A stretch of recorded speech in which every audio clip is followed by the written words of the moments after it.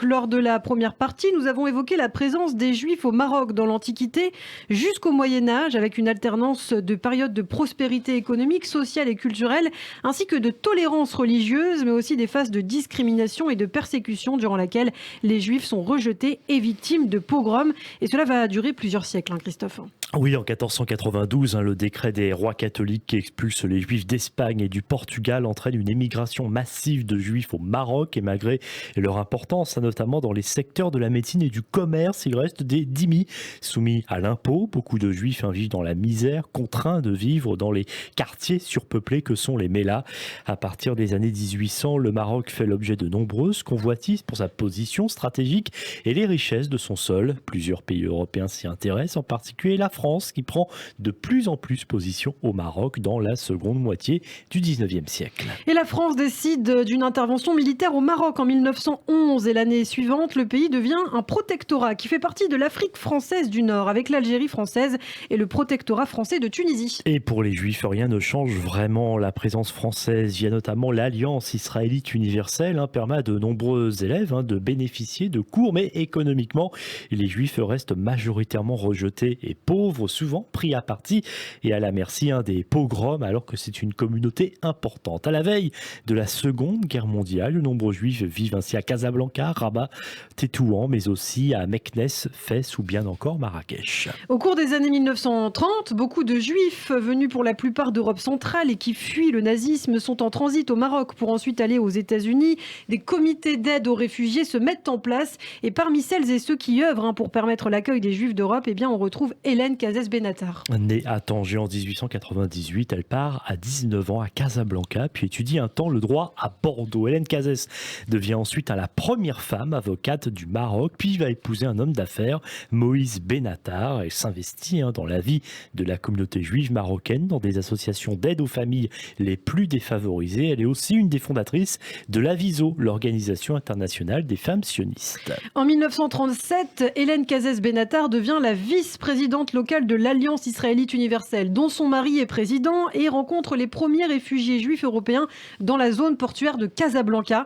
Lorsque la Seconde Guerre mondiale éclate, elle abandonne temporairement sa carrière d'avocate pour se consacrer à l'aide des réfugiés. Elle se porte volontaire dans la Croix-Rouge française, elle apprend le métier d'infirmière dans un hôpital de Casablanca et début juillet 1940, alors que dans le port se trouvent des bateaux transportant à leur bord des réfugiés d'Europe qui fuient le régime nazi, juifs et non juifs, elle prend en charge l'organisation de soins pour ces réfugiés et va fonder et présider le comité d'assistance aux réfugiés étrangers qui dispose de 3 camps de secours à Casablanca. Le comité aide une partie des réfugiés des camps d'internement en leur accordant une petite allocation mensuelle et en répondant à certaines requêtes particulières. Comme des soins dentaires, la réparation de lunettes ou bien encore l'achat de vêtements, le comité envoie des allocations mensuelles, même à ceux qui sont envoyés en résidence surveillée. Hélène Cazès-Benatar devient la représentante de l'American Jewish John Distribution Committee de New York. C'est la plus grande organisation humanitaire juive au monde. Et Hélène Cazès-Benatar s'efforce aussi de protéger les juifs marocains soumis aux lois antisémites du régime de Vichy.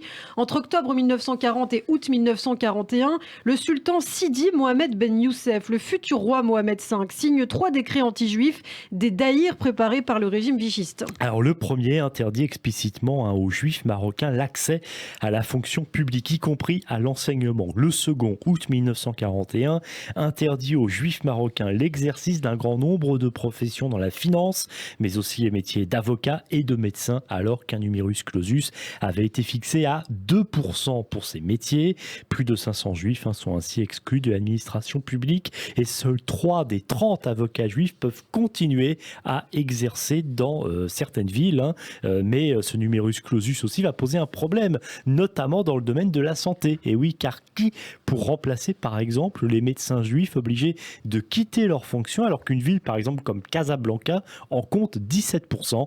Un autre numerus clausus se fixe lui à 7% le chiffre d'enfants juifs scolarisés. Mais en fait en réalité ces mesures notamment dans le milieu scolaire ne seront jamais vraiment appliquées. Et ce même mois d'août 1941, un autre décret ordonne l'expulsion des juifs aisés possédant des maisons ou des entreprises dans les quartiers européens des principales villes pour réintégrer les quartiers juifs, les mélas, des ghettos souvent exigus et insalubres. Oui, on parle effectivement de quartiers juifs, mais dans ce cas-là, surtout à cette période, effectivement, les mélas ressemblent davantage à des ghettos tôt.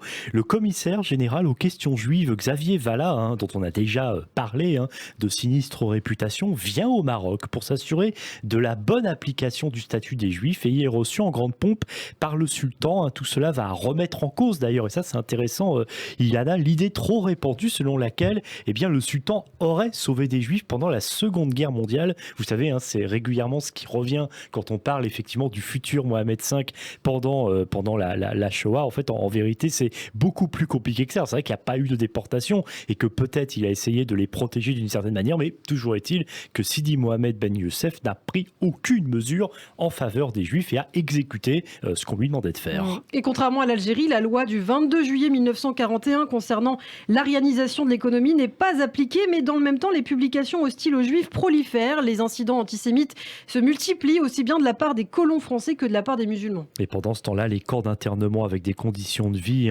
meilleures que dans les camps de travail se remplissent de familles entières de réfugiés arrivés au Maroc depuis la France via l'Espagne ou l'Algérie, qui ne sont pas tous juifs.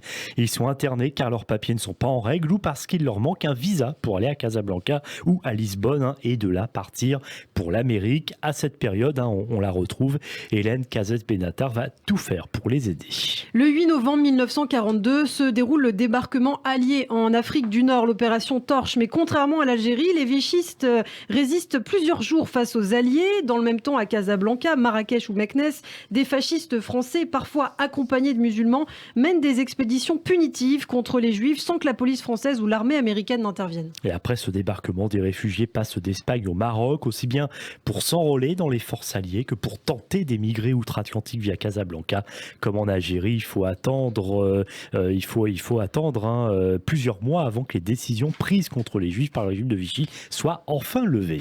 Et ce n'est qu'en avril 1943 que les soldats juifs détenus dans les camps de travail sont libérés sous le contrôle de Hélène Cazès Benatar qui veut s'assurer du bon déroulé de ces libérations. Et oui, elle est toujours là évidemment pour s'assurer que tout se passe bien, mais en fait il faut surtout attendre la prise en main de l'Afrique du Nord par le général de Gaulle aux dépens du général Giraud, commandant en chef des forces françaises en Afrique du Nord, favorable au maintien des mesures antisémites pour que les lois de Vichy soient enfin abolies à l'été 43. Mais les persécutions continuent contre les Juifs. En 1944, des soldats marocains saccagent le Méla de Sefrou le jour du jeûne du 9 Av, Tisha B'Av.